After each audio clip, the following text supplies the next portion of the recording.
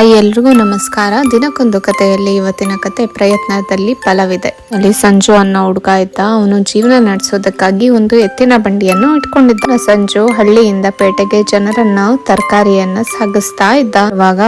ಹೀಗಿರುವಾಗ ಒಂದಿನ ವಾಪಸ್ ಬರ್ತಾ ಇರುವಾಗ ಮಳೆ ತುಂಬಾ ಜೋರಾಗಿ ಬರೋದಕ್ಕೆ ಶುರುವಾಯ್ತು. ಗಾಡಿ ನೀರಲ್ಲಿ ಹೂತೋಯ್ತು. ಎಷ್ಟೇ ಪ್ರಯತ್ನಿಸಿದ್ರು ಮೇಲಕ್ಕೆ ಬರ್ತಾ ಇರ್ಲಿಲ್ಲ. ಸಂಜು ಹಸುಗಳಿಗೆ ಹೊಡೆದ್ರು ಉಪಯೋಗನೇ ಇರ್ಲಿಲ್ಲ.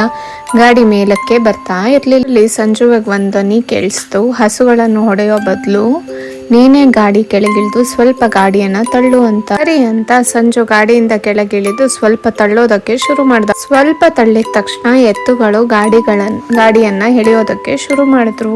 ನಂತರ ಸಂಜು ಗಾಡಿಯನ್ನ ಹತ್ತಿದ. ತನಗೆ ಸಹಾಯ ಮಾಡಿದ ಆ ಧ್ವನಿಗೆ ಧನ್ಯವಾದ ತಿಳಿಯೋದೇನು ಅಂತಂದ್ರೆ, ನಾವು ಕೆಲವೊಮ್ಮೆ ಕಷ್ಟ ಬಂದಿದೆ ಅಂತ ಸುಮ್ಮನೆ ಕುತ್ಕೋಬಿಡ್ತೀವಿ. ಅದ್ರ ಬದಲು ಪ್ರಯತ್ನ ಪಡಬೇಕು. ಸ್ವಲ್ಪ ಪ್ರಯತ್ನ ಪಟ್ಟರು ಆ ಕಷ್ಟ ಹೊರಟೋಗ್ಬಿಡುತ್ತೆ. ಪ್ರಯತ್ನದಲ್ಲಿ ಫಲವಿದೆ ಅನ್ನೋದು. Thank you so much.